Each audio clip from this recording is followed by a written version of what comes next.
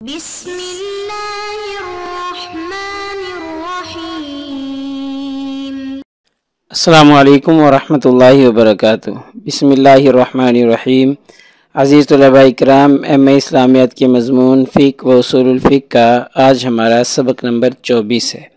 جس کا عنوان ہے عہد حاضر کے فقہی مسائل میں اجتہاد کا اطلاق۔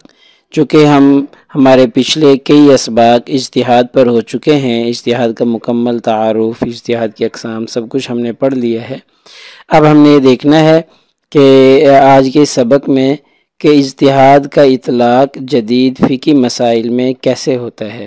یا اجتہاد کے ٹول کو استعمال کرتے ہوئے کیسے مسائل کا استنباط کیا جاتا ہے۔ اگلا سبق شروع کرنے سے پہلے ہم پچھلے سبق کا خلاصہ دیکھتے ہیں کہ پچھلے سبق میں ہم نے اجتہاد کی حکمت پر تفصیلی بات کی تھی کہ اجتہاد کی حکمت کیا ہے، اور ایسے ہی ہم نے اجتہاد کا حکم پڑھا تھا کہ یہ فرض کفایہ ہے، اور اجتہاد کی اقسام پر تفصیلی بات کی تھی کہ اجتہاد کی دو اقسام ہیں،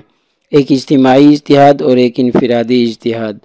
پھر اس کے بعد چونکہ اجتماعی اجتہاد کی اہمیت موجودہ دور میں بہت زیادہ ہے، تو اجتماعی اجتہاد پر ہم نے تفصیلی بات کی تھی، اس کی ضرورت و اہمیت کو پڑھا تھا، اور آخر میں ہم نے ایک سوال جو کہ بہت ہی کامن اور بہت ہی عام سوال ہے کہ اجتہاد کا دروازہ بند ہوا ہے یا نہیں ہوا، اس پر ہم نے تفصیلی بات کی تھی، اور یہ ثابت ہوا تھا کہ من وجہ اجتہاد کا دروازہ بند ہے اور من وجہ اجتہاد کا دروازہ بند نہیں ہے۔ تو آج کے اس سبق میں ہم انشاءاللہ موجودہ دور کے کئی مسائل کا حل پڑھیں گے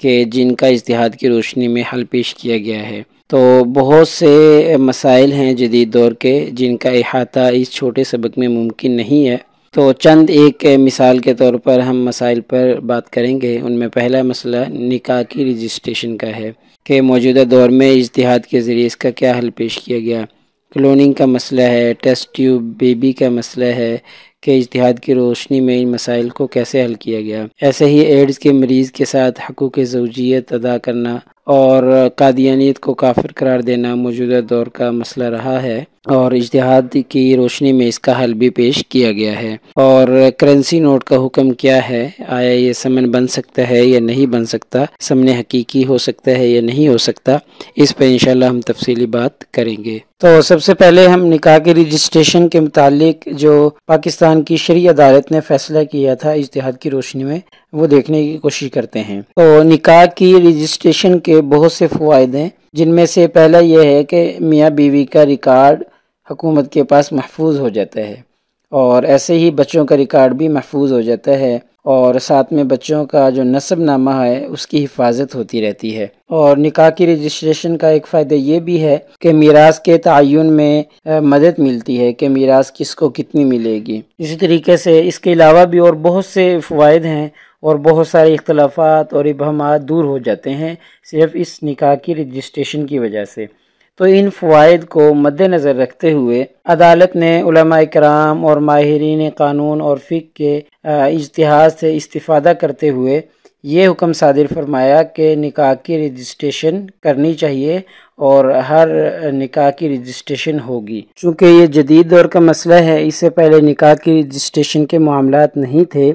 اب جدید دور کے اندر موجودہ عصر حاضر میں یہ کام کیا گیا، تو اجتہاد کی روشنی میں یہ فیصلہ کیا گیا۔ اور مزید اجلاس میں یہ بھی بات کی گئی کہ قرآن کریم میں کوئی ایسی آیت نہیں ہے اور نہ ہی کوئی احادیث میں کوئی ایسی حدیث موجود ہے جو نکاح کی رجسٹریشن کو ناجائز قرار دیتی ہو۔ ہاں، البتہ یہاں پر ایک بات ملحوظ خاطر رکھی جائے کہ اگر کسی شخص نے نکاح کی رجسٹریشن نہیں کروائی تو اس رجسٹریشن نہ کروانے کی وجہ سے اس کا نکاح فاسد یا باطل نہیں ہو سکتا۔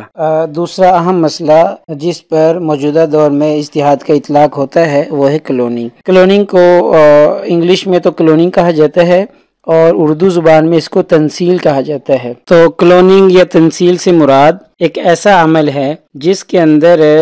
نر اور مادہ کے تولیدی خلیات کو نہیں ملایا جاتا،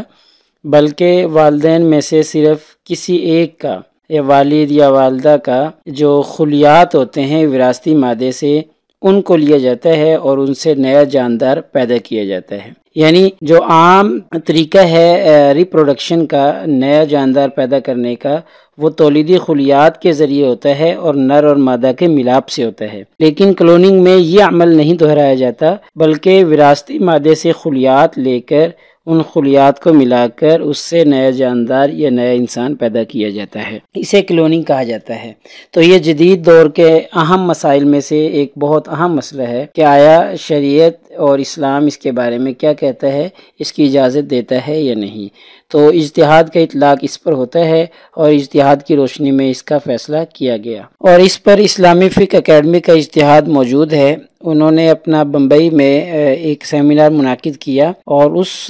سیمینار کے اندر یہ کلوننگ کا مسئلہ زیر بحث آیا، اور یہ صورتحال پیش کی کہ کلوننگ کی 3 شکلیں سامنے آئی ہیں۔ ایک کلوننگ ہے انسانی کلوننگ، اور دوسری کلوننگ ہے نباتات کی کلوننگ، اور تیسری کلوننگ ہے حیوانات کی کلوننگ۔ تو اکیڈمی نے بتایا کہ تمام تر تفصیلات کو سامنے رکھتے ہوئے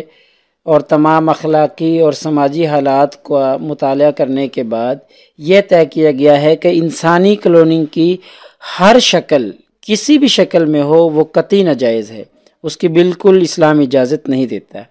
باقی رہی 2 صورتیں کہ نباتات کی کلوننگ اور حیوانات کی کلوننگ، تو اس میں اجتہاداً فیصلہ کیا گیا کہ جو ان دونوں کی کلوننگ ہے تو وہ بشری مسالے کے تحت تو جائز ہے، انسان کو فائدہ پہنچانے کے لیے تو نباتات اور حیوانات میں کلوننگ کرنا جائز ہے،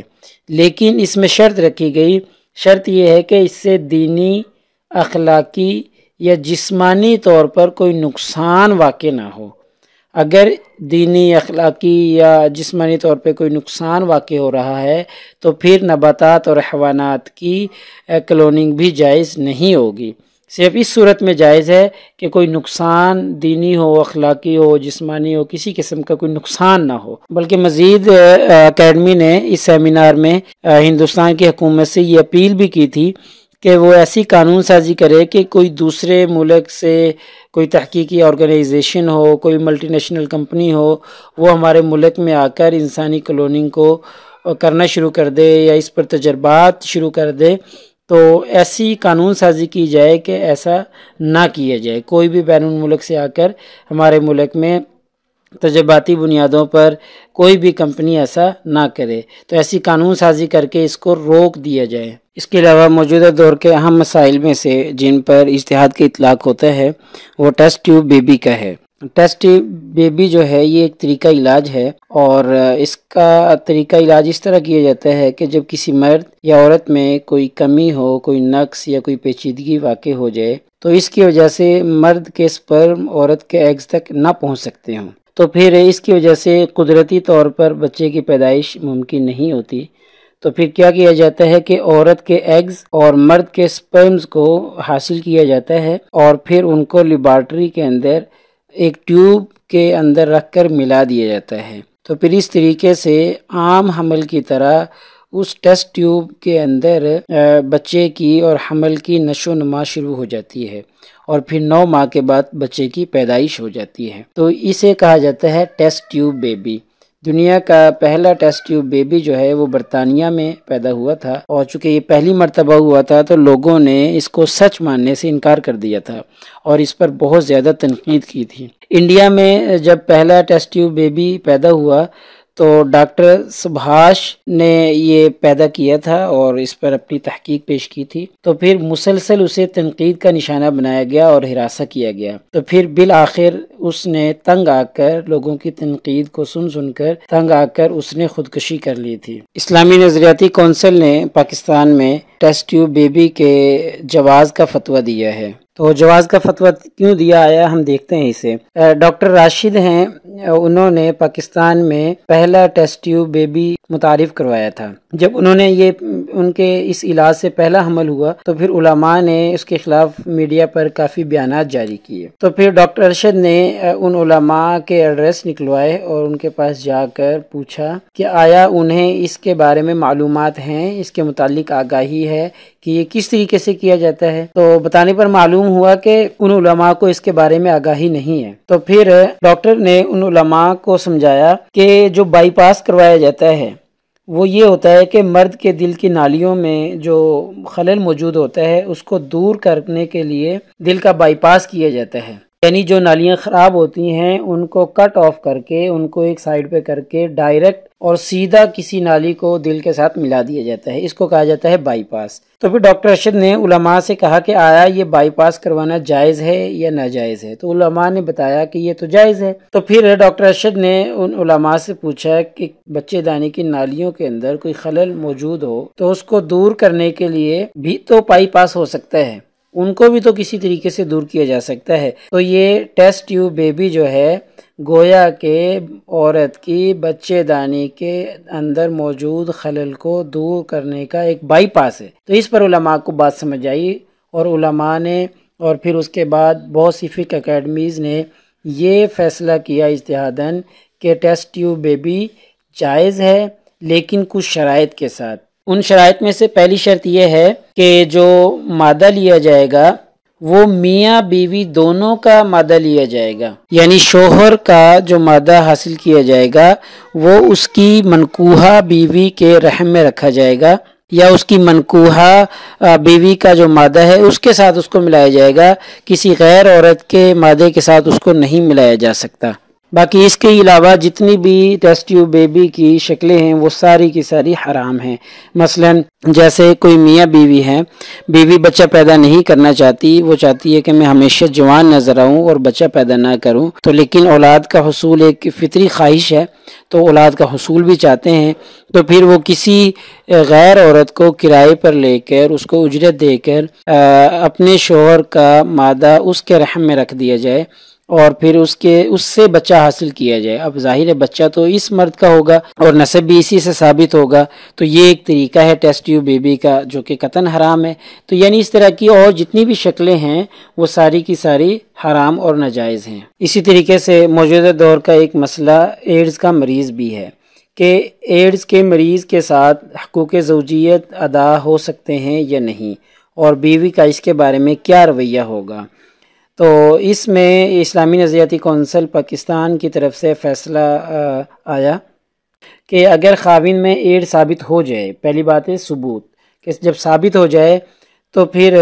زوجیت کے حقوق کی ادائیگی کے سلسلے میں بیوی کا رویہ شرعاً یہ ہے کہ عورت ایسا کرنے سے خاوند کو روک سکتی ہے اور شرعی طور پر یہ جائز ہوگا۔ ایسے ہی موجودہ دور کے اہم مسائل میں سے اس مسئلے پر بھی اجتہاد کیا گیا اور اسلامی نظریاتی کونسل نے لاہوری اور